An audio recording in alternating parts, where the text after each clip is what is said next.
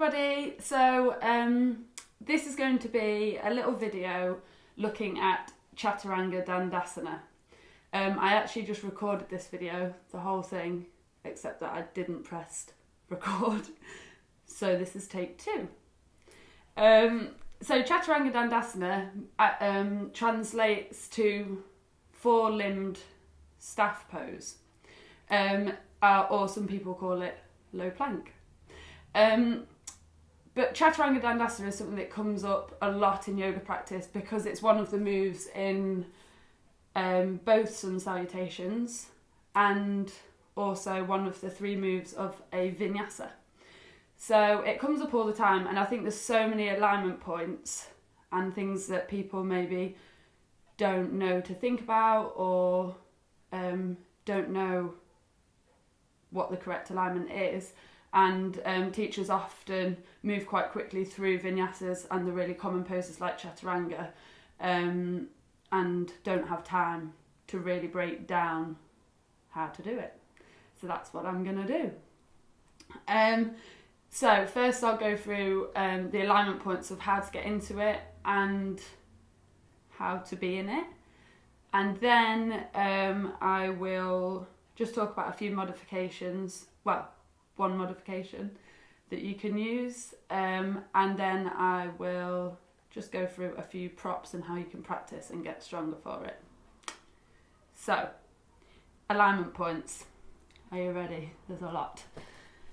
So first of all, with the hands, you want to just be, in order to protect the wrists, you want to be thinking about spreading the fingers and then pouring most of the weight, although you do want an even spread, most of the weight through the first 2 knuckles.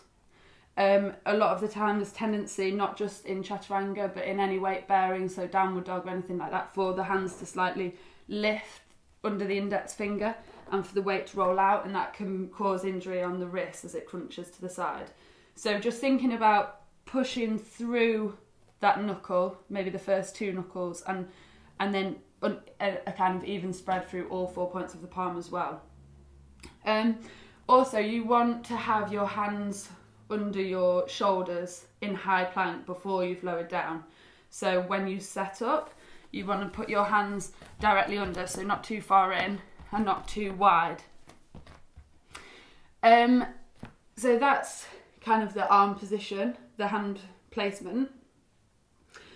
In high plank, before we've lowered down into Chaturanga, you want to be thinking about protracting the shoulders, which means to draw the shoulder blades away from each other, the scapula, creating space between the scapula by pushing through the hands. So if you can see from the back, instead of being in a caved or closed position like that, you're wanting to push through the hands to create space between the 2 scapula.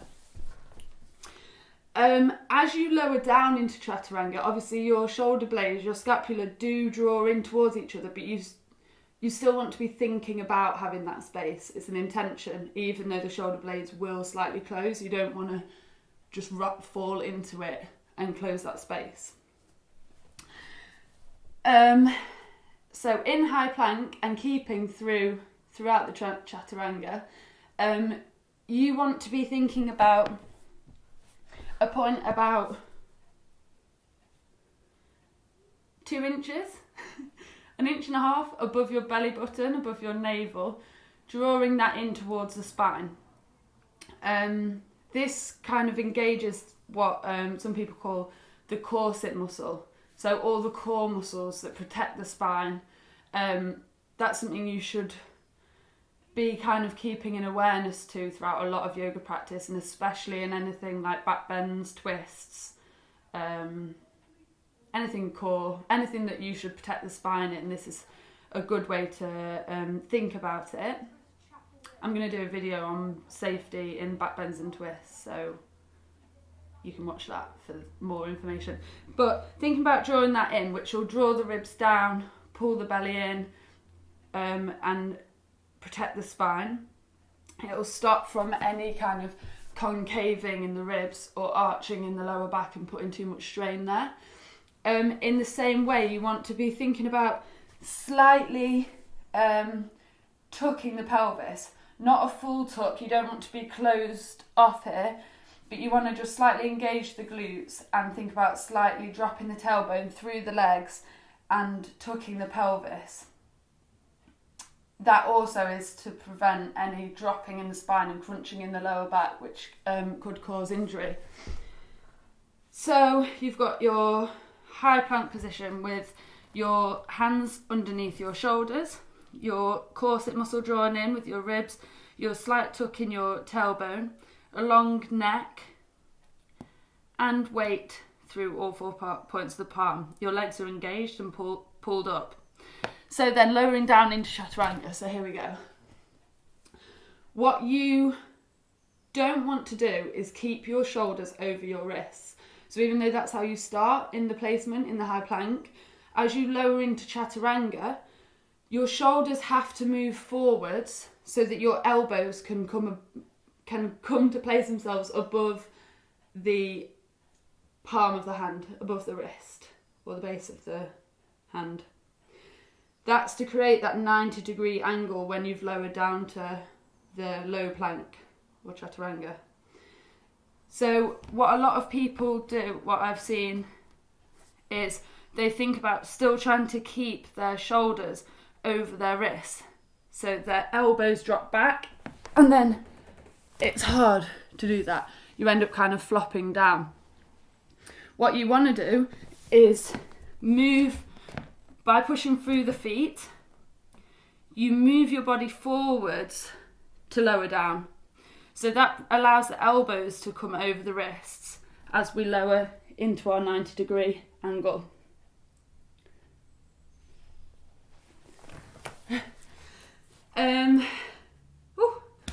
So, yes, you want to move your head, the crown of your head and your torso forwards so that your elbows can come down, and you're aiming to end in a 90-degree angle.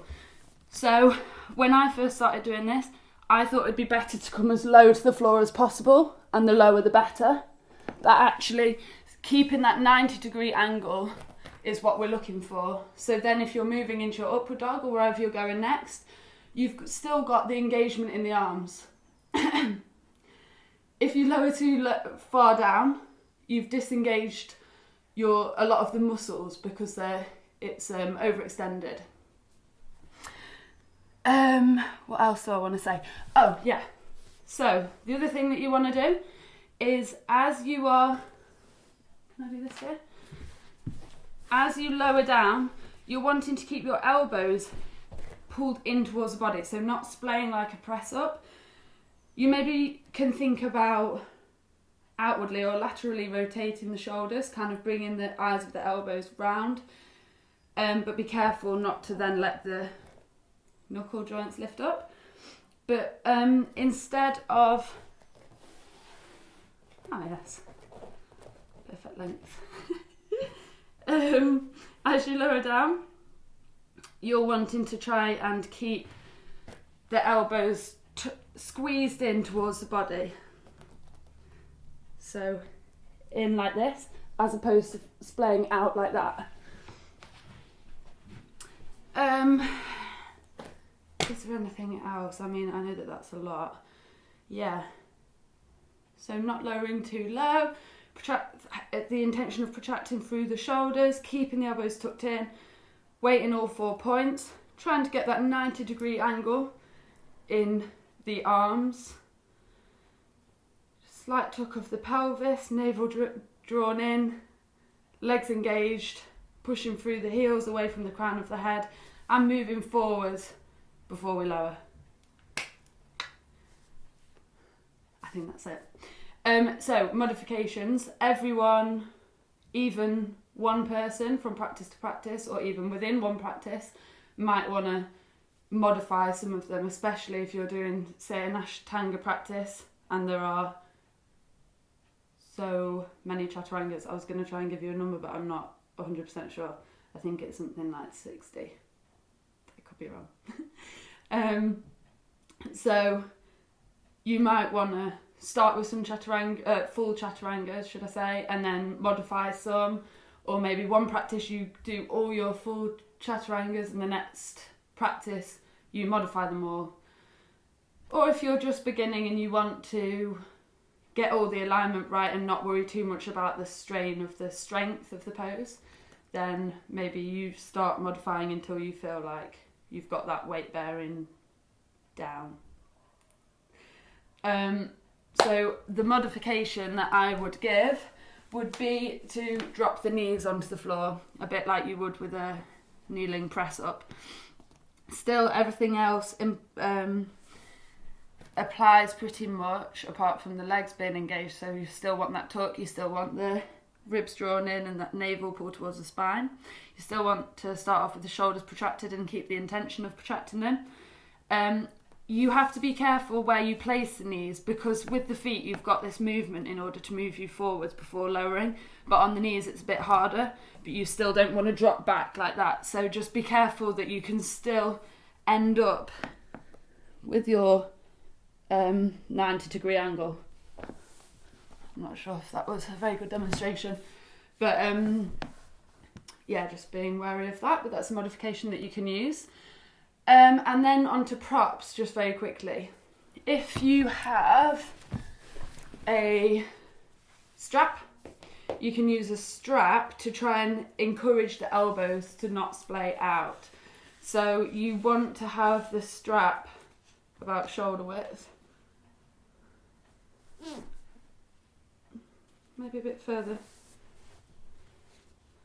because of the inside. Anyway, you can test it by doing this, I guess. Oh, that's a bit too wide. Oh, I don't want to waste time doing this. But basically, oh dear. Yes. So you want it above the elbows, so not on the elbows, above the elbows. You want your arms to end up being under the shoulders, so shoulder width apart. And then you can just use that, so as you lower down, it keeps the shoulders, keeps the elbows near the body. You can try it, see what you think. Another thing you can do is use blocks. Or a towel, or if you don't have blocks, or you could use a cushion maybe. And you just have it under your torso so it takes some of the weight off, so you can practice lowering down and holding it there, so you've got some of the weight in your arms and some of the weight on the cushion or blocks. You can also use blocks under the shoulders, so you want to place them shoulder width apart, place your hands just behind, and then lower down. I think that's kind of good for me. Anyway, you can play with maybe using books if you don't have blocks, or whatever you've got. I think that's all for Chaturanga. Check out some of my other videos for tips on other postures, or my myth busting yoga toolkit.